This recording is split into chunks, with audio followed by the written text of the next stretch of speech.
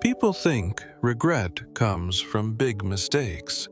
Most of the time, it comes from the quiet ones you explained. I'm 74 years old. Last year, I did something I never imagined I would do.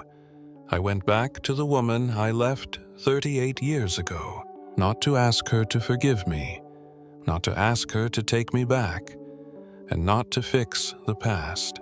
I went back because after almost an entire lifetime, I finally had one honest question I couldn't ignore anymore. But to understand that, you need to know who we were at the beginning.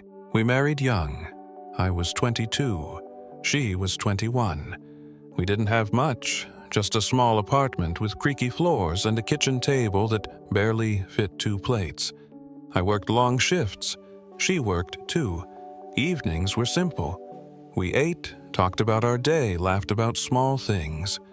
We believed love was enough, because back then it felt like it was. When our first child was born, life became fuller and heavier at the same time.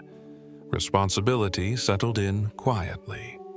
I took pride in providing. Promotions came. Longer hours followed.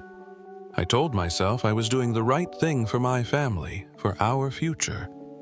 From the outside, everything looked stable, solid, successful. Inside, something shifted. It wasn't anger.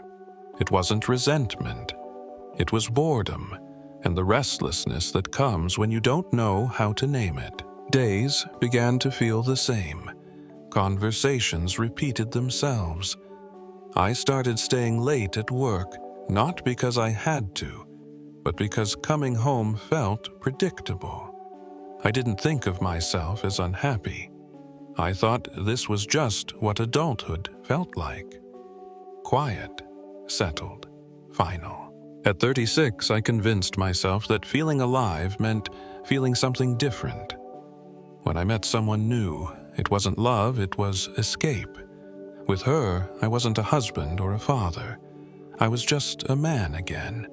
Interesting, unburdened. 6 months later, I left. I told my wife the words people always use, that I had changed, that we had grown apart, that we married too young. I said I needed to figure myself out. What I didn't say was simpler and harder to admit. I didn't know how to stay when life stopped feeling exciting. She didn't yell. She didn't beg. She looked tired, nodded slowly, and said she hoped I would find what I was looking for. That was 38 years ago. For a long time, I believed I had. My new life was louder. Bigger house, new marriage, more money, more movement. People admired what I had built. I admired it too. On paper, everything worked, but boredom doesn't disappear.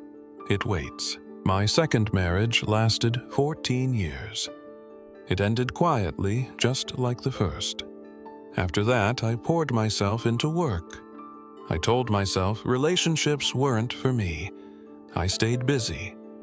Busy is a very effective way to avoid listening to yourself. Years passed. My children grew up. We spoke on holidays. Conversations became polite, efficient, careful. I didn't feel lonely. I felt neutral. And I thought that was enough, until it wasn't. Sometimes the most dangerous moment in life is when nothing feels wrong enough to fix. At 72, I had a health scare. Nothing dramatic. No heroic moment. Just a hospital room, machines humming, and too much time to think. My children visited briefly. They had lives to return to. I lay there staring at the ceiling, asking myself a question I had never asked honestly before. If I didn't wake up tomorrow, whose life would truly change, not out of obligation, not out of habit, but because my absence would leave a real emptiness? The answer unsettled me. After I was discharged, I slowed down for the first time in decades. I stopped filling every hour. And when the noise faded, one thought kept returning, not with longing, but with clarity. What kind of life did she have after I left? I didn't expect an answer. I just needed to know. I found her address through an old connection and wrote a short letter. No apologies, no explanations, just honesty. I said I'd been thinking about my life and wondered if she would be willing to talk. Weeks later, she replied. She said she would be in town and that we could have coffee if I wanted. We met at a small cafe on a quiet street. I arrived early and sat near the window. When she walked in, I almost didn't recognize her, not because she had changed too much, but because she looked calm, truly calm. The kind of calm that comes from acceptance. We shook hands. That felt strange. We talked about simple things at first. Weather, children, time. Eventually, she asked why I had written. I told her the truth. That I wasn't looking to reopen anything. That I had spent years convincing myself my choices were right. And that only now did I realize how little I understood about what it meant to stay. She listened. She didn't correct me. She didn't accuse me. She told me about her life-work friendships, small routines, a life built quietly without running. We met a few more times after that. No promises, no plans, just conversations. And something else I hadn't felt in a long time, the feeling of being seen without performance. Love isn't what keeps life exciting. It's what teaches you how to stay when excitement fades. I didn't go back to reclaim anything. I went back because only then did I understand what I failed to see at 36. Love isn't a feeling that sustains itself. Feelings rise and fall. Love is a choice to remain present when life becomes ordinary, when silence replaces novelty, when leaving feels easier than staying. I spent decades chasing a version of life that looked better from the outside. What I learned too late is that boredom isn't a sign to escape. It's an invitation to grow.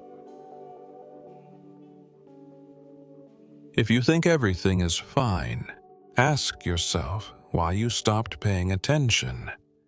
The quiet moments are where life asks its hardest questions. I don't know what comes next.